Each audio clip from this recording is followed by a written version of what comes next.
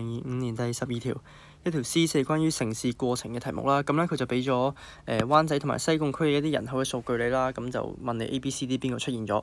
咁咧 D 城鄉資源你一睇就知錯啦，因為你今日兩個都係香港嚟噶嘛，邊度有鄉咧？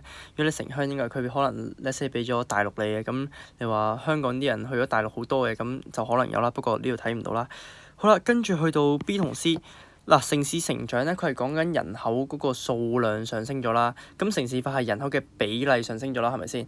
但係你今日見到其實兩個地區灣仔同埋西貢咧，佢都係香港嘅地方嚟啊嘛。咁佢呢兩個會話太籠統啊，即係你睇唔到，即係你形容唔到呢個現象。